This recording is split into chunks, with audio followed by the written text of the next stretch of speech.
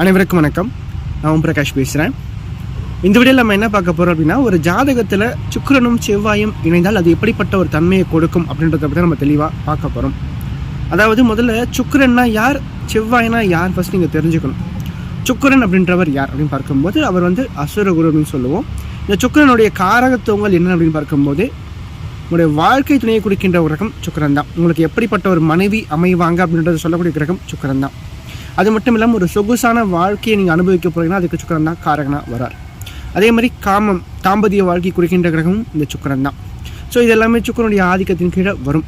அதே மாதிரி அந்த சுக்கலம் அப்படின்னு சொல்லப்படக்கூடிய இந்த பெண்களுக்கு சுரோனிதம், ஆண்களுக்கு சுக்கலம், இதை குறிக்கின்ற கிரகமும் இந்த சுக்கிரன் தான். அதே மாதிரி செவ்வாய் அப்படின்னு பார்க்கும்போது செவ்வாயை இரத்தக்காரகன் அப்படின்னு சொல்லுவோம். அதாவது உடன் பிறந்த சகோதரிகளை குறிக்கின்ற கிரகம். அதே மாதிரி பார்த்தீங்கன்னா இந்த செவ்வாயை பூமிக்காரகன் அப்படின்னு சொல்லுவோம். அதே மாதிரி தைரியத்துக்கு காரணம் இந்த செவ்வாய் தான். ஒரு ஜாதகத்தில் செவ்வாய் வலுவாக இருந்தால் அந்த ஜாதகம் தைரியமாக இருப்பான். நல்ல கட்டு மஸ்டான உடல் அமைப்புக்கும் இந்த செவ்வாய் தான் காரகனாக வரார். ஸோ இப்படிப்பட்ட இரண்டு தன்மையுள்ள இந்த கிரகங்கள் ஒரு ஜாதகத்தில் இணையும் போது அது எப்படிப்பட்ட தன்மையை கொடுக்கும். முதல்ல இந்த செவ்வாய் சுக்கிரன் இணைவை பிருகு மங்கள யோகம் அப்படின்னு சொல்கிறாங்க.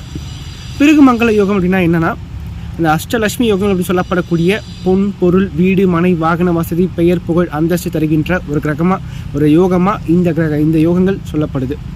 ஸோ இந்த இருவருடைய இணைவு பார்த்தீங்கன்னா நல்ல ஒரு ஏற்றத்தை கொடுக்குது. செவ்வாய் சம்மந்தப்பட்ட அதிகாரம் மிக்க பதவியை கொடுக்குது. அது மட்டும் இல்லாமல் போலீஸ், இராணுவம் சம்மந்தப்பட்ட துறையில் நல்ல ஒரு உயர் பதவிக்கு கொண்டு போகிறது. ரியல் எஸ்டேட் சம்மந்தப்பட்ட துறையில் ஜாதகனை உயர்த்துறது. செவ்வாயினுடைய முக்கியமான காரத்துவங்கள் அந்த ஜாதகனை உயர்வான நிலைக்கு கொண்டு செல்லும். குறிப்பாக யூனிஃபார்ம் சர்வீஸில் அந்த ஜாதகம் நல்ல ஒரு நிலைக்கு கொண்டு செல்வது, மருத்துவம் சம்மந்தப்பட்ட துறையில் உயர்வான நிலைக்கு கொண்டு செல்வது, விளையாட்டு சம்மந்தப்பட்ட துறையில் நல்ல ஒரு உயர்வான நிலைக்கு கொண்டு செல்வது. இந்த மாதிரி செவ்வாயினுடைய துறைகளில் அந்த ஜாதகனை நல்ல ஒரு நிலைமைக்கு செவ்வாய் சுக்கிரன் நினைவு கொண்டு செல்லுது. மேலும் இந்த இணைவில் யாருடைய வலு அதிகமாக இருக்குன்னு அப்படின்ற முக்கியமாக பார்க்கணும். உதாரணத்துக்கு பார்த்தீங்கன்னா, மேஷத்தில் செவ்வாய் சுக்கிரன் நினைவு இருக்கும்போது இந்த இடத்துல செவ்வாய்க்கே வலிமை அதிகம் சுக்கிரனை விட. அதே மாதிரி ரிஷபத்தில் இந்த நினைவு ஏற்படும் போது ரிஷபத்தில் சுக்கிரனுக்கு ஆட்சி வீடு, செவ்வாய்க்கு அந்த இடத்துல சமம் அப்படின்னு தான் சொல்லணும். பகைன்னு சொல்ல முடியாது, சமம் அப்படின்னு தான் சொல்லணும். ஸோ அந்த இடத்துல சுக்கிரனுடைய வலு தான் அதிகம். ஸோ இந்த இடத்துல சுக்கிரனுடைய வலு அதிகமாக இருக்கும்போது இந்த ஜாதகன் பார்த்தீங்கன்னா சுக்கிரன் சம்மந்தப்பட்ட துறையில் நல்ல ஒரு நிலைமையில் இருப்பார்.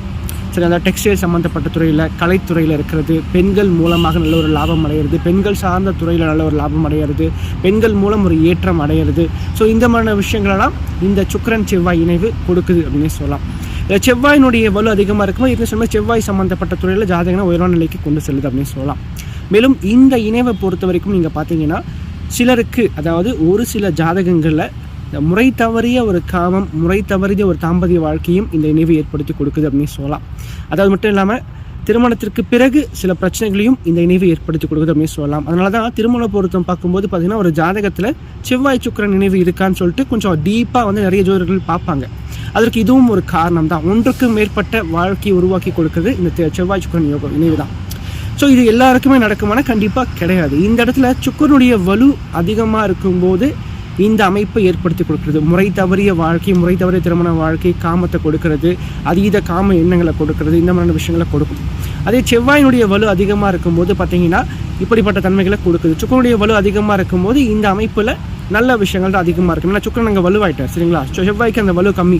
ஏன்னா செவ்வாய் தான் பார்த்தீங்கன்னா ஒரு தைரியத்தோட ஒரு விஷயத்தை அணுகிறது, ஒரு முரண்பட்ட கருத்தோட ஒரு விஷயத்தை அணுகிறது, பார்த்துக்கலான்ற ஒரு மைண்ட் செட்டில் போய் பண்ணி மாட்டிக்கிறது. இந்த மாதிரியான விஷயங்களை இந்த செவ்வாய் சுக்கிரனில் செவ்வாயினுடைய வலு அதிகமாக இருக்கும்போது கொடுக்குது அப்படின்னு சொல்லலாம். அதே மாதிரி மிதுனத்தில் நினைவு ஏற்படும் போது மிதுனத்தில் அது புதனுக்கு, அதாவது புதன் சுக்கிரனுடைய நண்பர், சரிங்களா. சுக்கிரனுக்கு அந்த இடம் நட்பு வீடு தான். அப்போ செவ்வாயை விட அங்கே சுக்கிரனுக்கு தான் வலு அதிகம். அதே மாதிரி கடகத்தில் நினைவு ஏற்படும் போது பார்த்தீங்கன்னா கடகத்தில் சுக்கிரன் பார்த்தீங்கன்னா சமம் அப்படின்ற ஒரு பலத்தையும் அடைவார். அது மட்டும் இல்லாமல் அந்த இடத்துல பார்த்தீங்கன்னா காலபுருஷனுக்கு 4ஆம் இடத்துல அவர் திக்பலத்தை பெறுவார். ஸோ அதனால் இந்த கடகம் அப்படின்றது அவருக்கு பிடிக்காத வீடாக இருந்தாலும் கூட அந்த இடத்துல திக்பலம் அப்படின்ற ஒரு விஷயம் வரதுனால அங்கே சுக்கிரனுக்கு வலு அதிகமாக தான் இருக்குது அப்படின்னு சொல்லலாம். அதனால் அங்கே சுக்கிரனுக்கு வலு அதிகமாக தான் இருக்குது அப்படின்னு சொல்லலாம். மேலும் இந்த இடத்துல பார்த்தீங்கன்னா செவ்வாய் நீச்ச பலத்தை அடைவார். அதே மாதிரி சிம்மத்தில் நினைவு ஏற்படும் போது சிம்மத்தில் சுக்கிரனுக்கு பகை. இந்த இடம் பார்த்தீங்கன்னா செவ்வாய்க்கு நட்பு வீடு. அதே மாதிரி கண்ணியில் வந்து பார்த்தீங்கன்னா இந்த இடத்துல சுக்கிரன் நீச்ச பலத்தை அடைவார். அதே மாதிரி செவ்வாய்க்கும் வந்து பார்த்தீங்கன்னா பகை அப்படின்ற ஒரு அமைப்பு வரும். 2 பேரும் சமம் அப்படின்ற விஷயத்தில் இந்த இடத்துல 2 பேருக்கும் ஈக்குவலான ஒரு பாயிண்ட்ஸை கொடுத்துடலாம். அதே மாதிரி துலாத்தில் இந்த நினைவு ஏற்படும் போது பார்த்தீங்கன்னா துலாத்தில் இங்கே சுக்கிரனுக்கே வலு அதிகம். ஸோ அப்படி இருக்கும்போது அந்த சுக்கிரனுடைய கை தான் அந்த இடத்துல ஓங்கி இருக்கும். அதே மாதிரி விருச்சிகத்தில் நினைவு ஏற்படும் போது பார்த்தீங்கன்னா அங்கே செவ்வாய்க்கு தான் வலு அதிகம். சரிங்களா? ஸோ அப்போ இந்த இடத்துல செவ்வாயினுடைய வலுவே அதிகமாக இருக்கும். அதற்கடுத்து தனுசுல வந்து பார்த்தீங்கன்னா இந்த சுக்கிரனும் செவ்வாயும் சமம் அப்படின்ற ஒரு அமைப்பில் வந்துருவாங்க. அது செவ்வாய்க்கு நட்பு வீடு ப்ளஸ் குருவினுடைய வீடு. அதனால இந்த இடத்துல பெரிய தீமைகள் அப்படின்றது இல்லாமல் நன்மையான விஷயங்களே இந்த தனுசுல ஏற்படும் போது ஏற்படும் அப்படின்னு சொல்லலாம். அதே மாதிரி மகரத்தில் இந்த நினைவு ஏற்படும் போது பார்த்தீங்கன்னா மகரத்தில் செவ்வாய் உச்ச பலத்தை அடைவார். அதே மாதிரி சுக்கிரன் வந்து பார்த்தீங்கன்னா அந்த இடத்துல நட்பு பலத்தை அடைவார். ஆனாலும் பார்த்தீங்கன்னா இங்கே செவ்வாய்க்கு வலு அதிகம் அப்படின்னு சொல்லலாம். அதுக்கடுத்து கும்பத்தில் இந்த நினைவு ஏற்படும் போது பார்த்தீங்கன்னா கும்பத்தில் சுக்கிரனுக்கு நட்பு வீடு, அங்கே செவ்வாய்க்கு வந்து பார்த்தீங்கன்னா பகை வீடு. ஸோ அந்த இடத்துல சுக்கிரனுடைய கை தான் வந்து ஓங்கி இருக்கும். அதே மாதிரி மீனத்தில் இந்த நினைவு ஏற்படும் போது பார்த்தீங்கன்னா மீனத்தில் சுக்கிரனுக்கு தான் வந்து உச்ச பலம், அங்கே செவ்வாய்க்கு பலம் அப்படின்றது கிடையாது. சரிங்களா? ஸோ இந்த அமைப்பு வச்சு பார்ப்போம் சுக்கிரனுடைய கை தான் ஓங்கி இருக்கும். நல்லா கேட்டுக்கோங்க, இந்த இடத்துல சுக்கிரனுடைய கை ஓங்கி இருக்கும் போது அந்த இடங்களில் இந்த பிருகுமங்கலம் எப்படின்னு சொல்லப்படக்கூடிய இந்த செவ்வாய் சுக்கிரன் நினைவு தீமைகளை கொடுக்கறது நல்ல ஒரு யோகத்தை செவ்வாய் தசையிலையும் சுக்கிர தசையிலையும் செய்யுது அப்படின்னு சொல்லலாம்.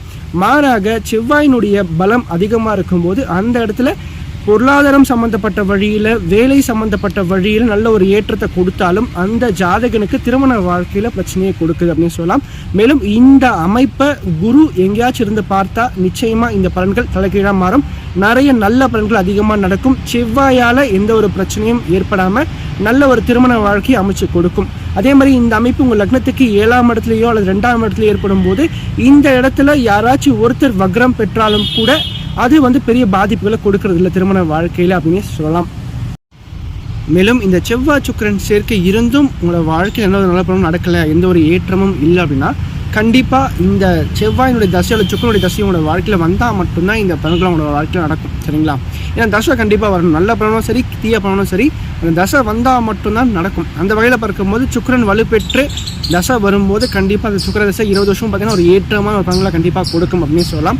அதே மாதிரி செவ்வாயினுடைய வலு அதிகமாக இருக்கும்போது செவ்வாய் சம்மந்தப்பட்ட பொருளாதாரம் சம்மந்தப்பட்ட வகையில் நல்ல ஒரு ஏற்றத்தை கொடுக்குது அப்படின்னு சொல்லலாம். குறிப்பாக செவ்வாயினுடைய அதிகாரம் மிக்க ஒரு பதவியில் அந்த மனிதனை வந்து அமர்த்துது.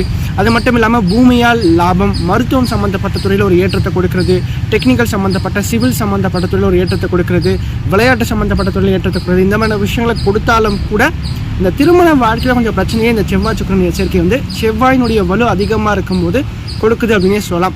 ஸோ இந்த அமைப்பை குரு பார்க்கும்போது மட்டுமே இந்த பலன்களில் மாற்றங்கள் அப்படின்றது ஏற்படுது அப்படின்னு சொல்லலாம். குரு பார்க்கும்போது நிச்சயமாக சுப பலன்களே அதிகமாக நடக்கும். காமம் அப்படின்ற விஷயம் கட்டுக்குள்ளே இருக்கும். பட் என்ன இருந்தாலும் இந்த செவ்வாய் சுக்கிரன் நினைவு இருக்கிறவங்களுக்கு அந்த காமம் அப்படின்ற ஒரு விஷயம் கொஞ்சம் அதிகமாகவே இருக்கும்.